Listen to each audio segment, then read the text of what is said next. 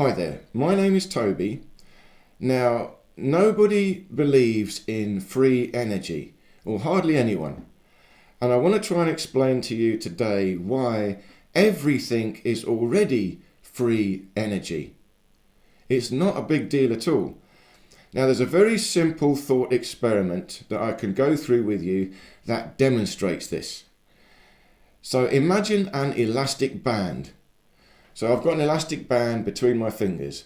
If I stretch the elastic band, I have given it some energy.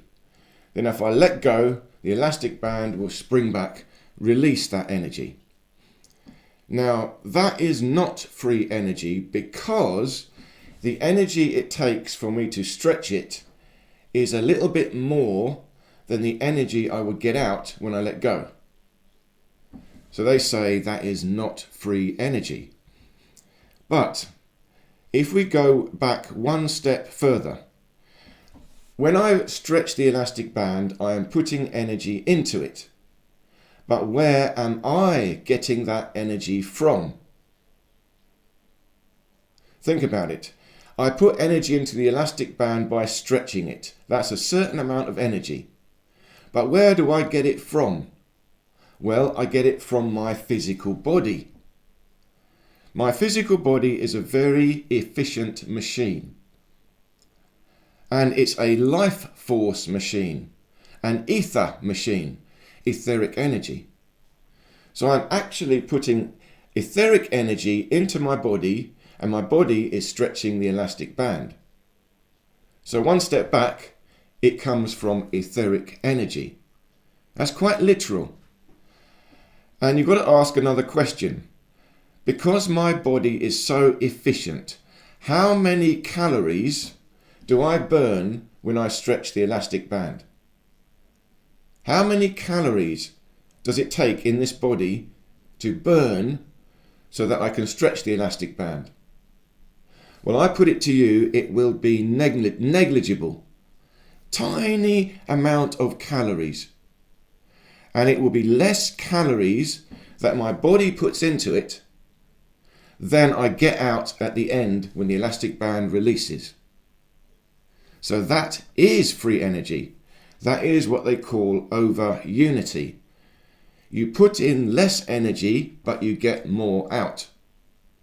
So literally, quite literally, and you could probably do this experiment, me stretching elastic band, I'm putting energy in, but a tiny amount of energy. Tiny amount of calories in this body.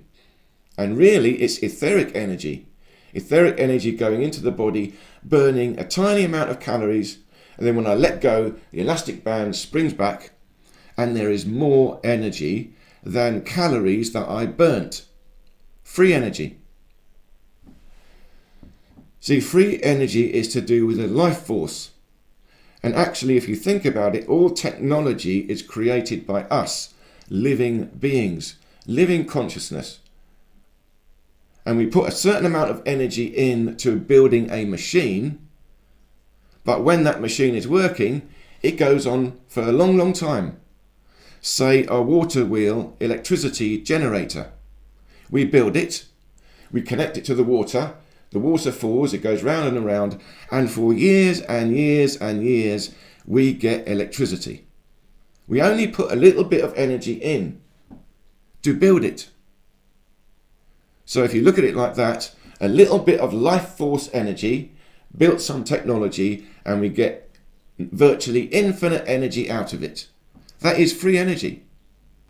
Now, that's still not quite the free energy they're talking about. So let's go back to the elastic band. Imagine this. I could stretch an elastic band and hold it there. So I stretch it out and clamp it in position. So now I've got a stretched out elastic band. It has potential energy held in it. I can't let it go because it's now stretched and held out in a stretched position. It has got elastic potential, but not released. Now it stays there. So I've put a certain amount of energy in to do that. But now it's locked in place. I've built a technology that locks this elastic band in place. And it's there now. Now the next thing, imagine this, I would take my finger and pluck it like a guitar string. Now the elastic band will vibrate under tension. And it will vibrate for a long, long time. And it will slow down. But now you've got to calculate the energy difference. How much energy does it take for me to pluck the elastic band? And then how much energy comes out as it vibrates for a long, long time? You have to calculate the energy emitted in those vibrations. And I put it to you once more, this is going to be even more efficient. The energy it takes to pluck it is going to be negligible. But as it vibrates for a long, long time, you'll get a lot of energy out. It won't last forever, but that is over unity. More energy comes out than you put in. Now all of that is quite literal. You could do that with an elastic band and prove it. Now I want to take this onto an abstract level. So now this is crossing over to electrostatics, magnetism, other things. But the principle is the same.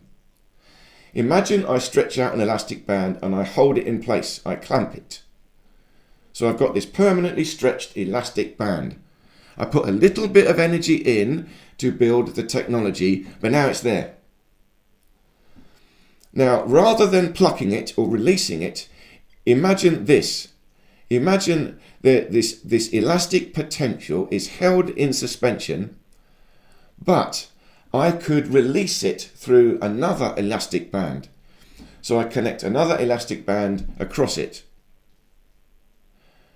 Okay, this can't be done. This is only a thought experiment. But imagine I could transfer the elastic potential from the first elastic band into the second one. So now the second one would be springing back. But the first one is locked in suspension. It cannot move. It cannot release. So it has permanent elastic potential. But the other one can release. Now that is a perfect free energy machine. It's permanent now. As long as the first elastic band is held in place, it will work. So we cannot do that with an elastic band, but we can do it in electrostatics. See, we can set up a situation, it's called piezoelectricity, where if you squeeze a crystal, what you have is a molecular structure, and when you squeeze the molecular structure, you're changing its potential. You have maybe a positive atom in the middle, negative atoms on the outside, but when you squeeze it, you bring them together. So now it's out of balance, and you can have a positive at the top, negative at the bottom. And it's permanent as long as that molecule is squeezed, pressed down. Essentially that is elastic power. You're squeezing a spring. It wants to bounce back, but it can't. But you are squeezing a spring that has electrostatic potential. Now, if you put a wire across it, you'll get an electric current. Now, in reality, it's likely to vibrate. The crystal will vibrate, and you'll get a pulsing potential. But this is the basic principle of free energy. You have to set up a situation, a particular technology, and that is done by living beings. But if you can set up a particular technology that holds a potential in suspension permanently, and then you can find another way of releasing that potential separately, so you do not affect the original potential. Well, now you've got free energy. So that is a bit more complicated. And in reality, it will be to do with a perfect balance. There will need to be a harmonic, like when you pluck the string, it vibrates. But you need to create a perfect vibration that continues. But if you go back to the very beginning, a water wheel That is already free energy. Where does the energy come from? The water flowing. That is natural energy, etheric energy.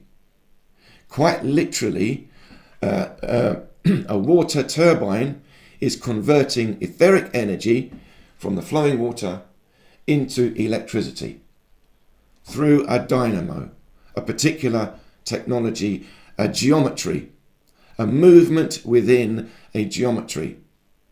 Basically, it's a coil of wire and a magnet moving through it, vibrating through it. That's a very simple dynamo. There are other ways as well. Of course, there is 0 point energy. That's slightly different. That's when you set up a situation where you compact energy into a point, and you compact it until it triggers a plasma and then releases, bounces back. But you get more out because as you compact into a point, you're moving towards the ether, and you trigger the ether to come out. So that is 0 point free energy. All energy is free anyway. The whole universe is perpetual energy in motion. And we just tap into it and participate in the movement. And it's free. So I hope this made sense. Please do leave me any questions or comments. And I look forward to seeing you in any of these other videos here.